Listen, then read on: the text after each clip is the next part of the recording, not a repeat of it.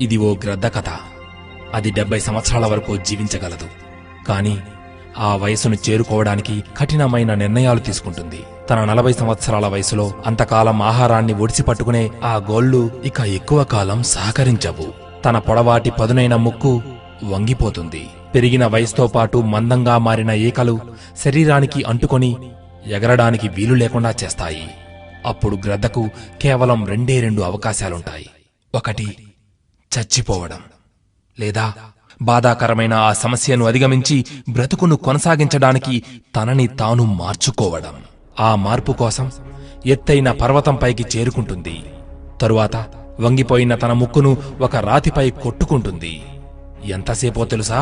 ఆ ముక్కు ఊడి పడిపోయేంత వరకు. ఆ తరువాత కొత్త ముక్కు పెరిగేంత వరకు వేచి ఉంటుంది. ఆ ముక్కు పెరుగుతూనే అంతకాలం ఎగరడానికి వీలు లేకుండా అడ్డుగా నిలిచిన ఆ పాత ఈకల్ని పీకేయడం మొదలుపెడుతుంది. బాధను భరించి ఎదిగే స్థాయికి తనలో మార్పును తెచ్చుకుంటుంది. ఆ తరువాత మరో జన్మ పొందినట్టు రెక్కలు విప్పి శిఖరంపై నుండి గాల్లోకి దూసుకెళ్లి మరో 30 సంవత్సరాలు బ్రతుకుతుంది. మార్పు ఎందుకు అవసరం? జీవించడం కోసం, బ్రతకడం కోసం మార్పు అనే ప్రక్రియను మొదలుపెట్టక తప్పదు. గ్రద్దలాగే మనం కూడా చెడు జ్ఞాపకాలను, చెడు అలవాట్లను, విజయానికి అడ్డుపడే ప్రతికూలమైన ఈకలను పీకిపారేయాలి. ఎందుకంటే గతం చేసిన గాయాలను తట్టుకొని మనం బయటపడినప్పుడే వర్తమానంలో విజయాలను అందుకొని భవిష్యత్తులో సరికొత్త ప్రయాణాన్ని కొనసాగించగలం.